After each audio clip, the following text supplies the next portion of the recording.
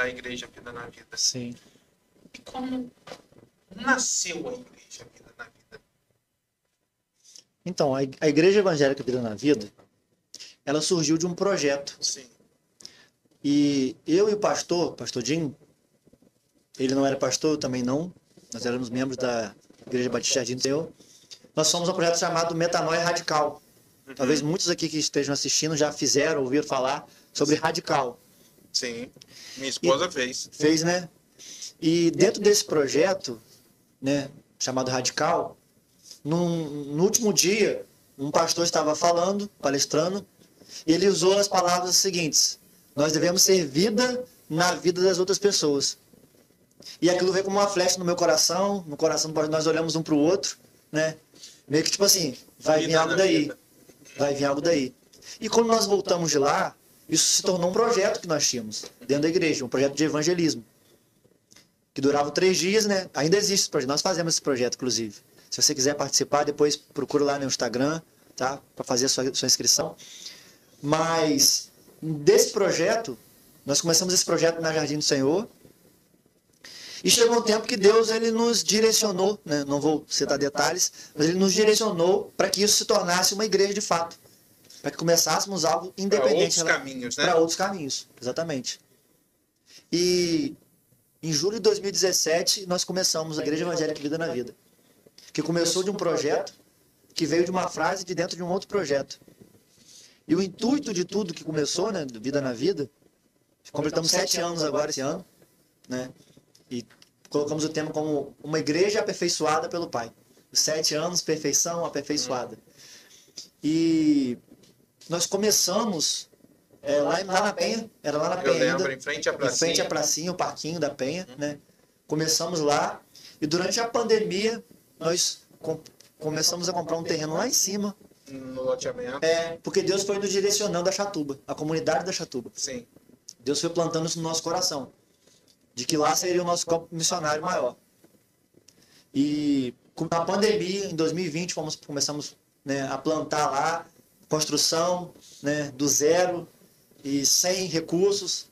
E quando Deus ele aponta, quando Deus aponta, Deus paga a conta. É verdade. Rapaz, é uma frase. Eu vou guardar essa frase, eu vou anotar. Repete, por favor. Eu vou anotar. Para onde Deus aponta, ele paga a conta. É uma frase que, olha... Não entendam mal, não é para onde nós apontamos. Não pense que, eu quero um carro, Deus vai ter que me dar um carro. Eu quero uma casa, Deus vai ter que me dar uma casa. Não.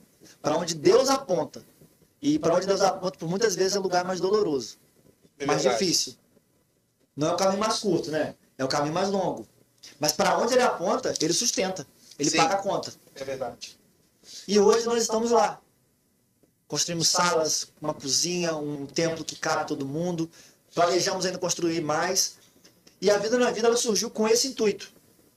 Nós devemos ser a vida de Jesus em nós. E quando nós temos a vida de Jesus em nós, nós transmitimos essa vida para os outros.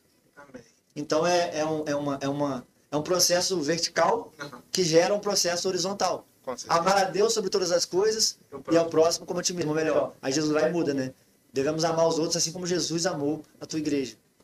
Então, e um texto que ficou gravado no início, porque nesse processo entre nós estarmos em outra igreja e Deus falando sobre começar algo novo, nós visitamos algumas igrejas.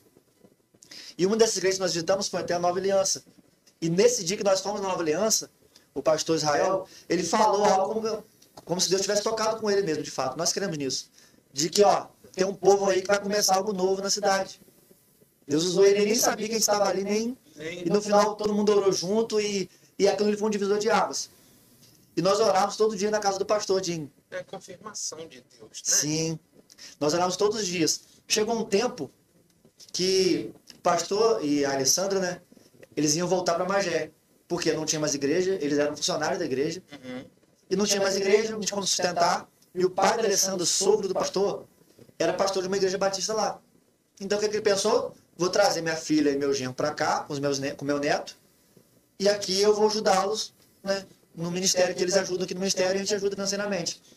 Aí no último dia, quando estava preparando tudo, Nós orávamos todos os dias numa mesa de pedra, todos os dias, nós três. E nesse último dia que o pastor Sérgio ligou para eles, chamando eles para voltar para lá, a gente faz um devocional diário desse mesmo projeto do Radical. Esse Radical tinha uma agenda que tinha um devocional diário. E naquele dia específico, o tema era Lucas 24. Lucas 24, 49, que diz o seguinte: eu envio a vocês a promessa de meu Pai, mas fiquem na cidade até serem revestidos de poder do alto. A gente, opa, como é o quê? Fiquem na cidade até serem revestidos de poder do alto. E o sentimento que nós tínhamos era de medo. Uhum. E no Pentecoste, que é o que está falando na Bíblia aqui, para eles permanecerem em Jerusalém, que ele iria enviar o Espírito Santo, derramar o Pentecoste, no dia de Pentecoste, Deus estava dizendo, fiquem aí que eu vou encorajar vocês a começar algo novo. Então nós ficamos, obedecemos aquela voz, passamos muitas dificuldades, muitas perseguições. Imagino. Seja ela financeira, ideológica, social, religiosa. E de lá para cá foi só história. Muitas coisas ainda, muitas coisas aconteceram. Se fosse falar aqui, ficava se ser 35 lives para falar. Mas a questão é o seguinte: alcançadas. Uma palavra que resume isso é Ebeneze. Até aqui o Senhor nos ajudou. E se Ele ajudou até aqui, como eu disse, Ele vai continuar ajudando. Porque Ele é o mesmo ontem,